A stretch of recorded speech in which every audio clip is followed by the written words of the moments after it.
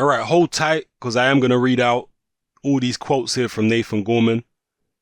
Nathan Gorman is, to me, at this point, the most interesting heavyweight prospect that Frank Warren has currently got. Don't get it twisted. I'm interested in Daniel Dubois too, but he hasn't had quite as many fights as Nathan Gorman has, and he isn't fighting as good opposition as Nathan Gorman is yet. So, although Dubois, I think, has got a lot of potential, he's powerful, etc., he's a few fights behind Gorman. So, at this point, Gorman is the most interesting as far as I'm concerned. So, I'm going to read out these quotes here from Nathan Gorman.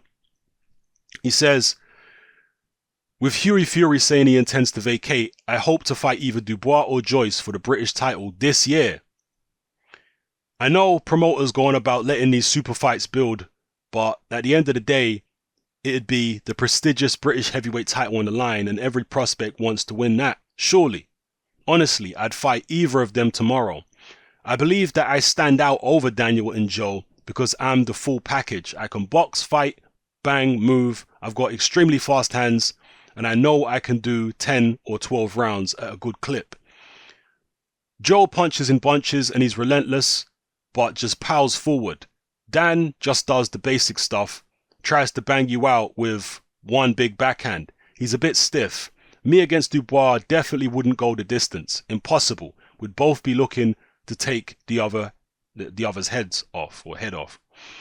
No one knows Dubois better than me because we sparred several hundred rounds at GB. I know exactly what he can do and what he can't do. And I've certainly fought far better opposition.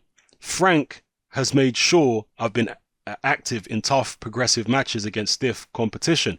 There's no Dominic Akinlade or Mohamed Saltby on Dubois' record. Anyway, I think Tom Little is going to cause Dubois a lot of problems when they meet for the English title later this month. If Dan clips him, it ends. But Dan can't hack movement, and if you can hit, and you can't hit what you can't catch. There's no harm in healthy competition, and we're all trying to surpass each other's most recent performance. But I wouldn't say it adds pressure. I relax and try to repeat the form I produce in the gym every day. It's a privilege to be involved in a potential 18,000 sellout, the return of the former unbeaten world heavyweight champion in his home city, and for me to be in such a challenging fight, potentially the toughest of my career. It's a huge platform and I intend to turn a few heads. Over the last 6 months or so, I've become far more professional. I'm living a far cleaner life outside the gym, dieting properly, sleeping right. You can't cut corners and there's no room for excuses. Britain has some of the very best heavyweights in the world, and bar Hughie Fury, I've sparred all of them. I view every heavyweight as opposition, even those who are 1-0, just starting out. But it's only once I'm contracted to fight them that I really start to study them. This camp, I've had top spars with other unbeaten heavyweight prospects such as Cash Ali and Alex Dickinson, and I've been fortunate enough to do rounds with Tyson. It's always a chess match. That's bringing me on leaps and bounds, picking up little bits from the former unbeaten unified heavyweight champion. You can't get better sparring than that. Big Sexy, who routinely settles the scales in excess of 18 stone himself, has clouted out 8 of his 12 victims. So one way or another, there's likely to be an almighty FUD on the canvas once the gunpowder is lit. Should be fun. We were supposed to fight before. Sean plows forward and throws big bombs. He's only lost the top lads, and his record shows he can clearly whack, so I'll have to stay alert. He also seems durable, so hopefully I'll get rounds out of him.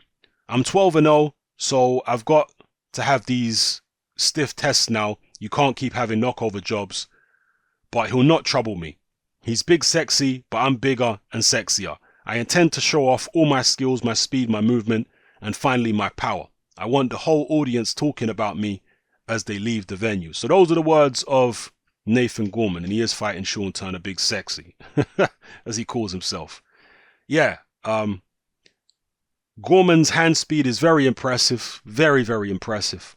It's on the level of Andy Ruiz type hand speed, and he's a similar kind of build to Andy Ruiz. I like his attitude. I like the fact that he's calling out his domestic rivals in Daniel Dubois and Joe Joyce. That's what you're supposed to be doing. This is how you build your profile. You know, whether or not he will fight Dubois or Joyce this year remains to be seen. I personally doubt it. I hope I'm wrong, but I'll be surprised if Frank Warren allows Daniel Dubois to fight Nathan Gorman. I wouldn't call Nathan Gorman something else in this video, but I hope I hope Daniel Dubois is allowed to fight Nathan Gorman this year. I hope so. But I suspect that Frank Warren won't allow that. Nathan Gorman technically is pretty well developed. His confidence is there. He had a decent amateur background. He didn't have many amateur fights, by the way, from what I understand. He didn't have a whole heap of amateur fights, didn't have hundreds of amateur fights, but he was sparring good opposition, obviously in Daniel Dubois in the amateurs, and he was on the GB team. So he was obviously of a level, even though he didn't have that many amateur fights. So yeah, I like his attitude, like the things he's saying. And once he gets past Sean Turner, if he gets past Sean Turner, maybe we can see him in a British title fight against one of the guys he's mentioned, or maybe somebody else. We'll see. It seems unlikely that he's going to fight Hughie Fury.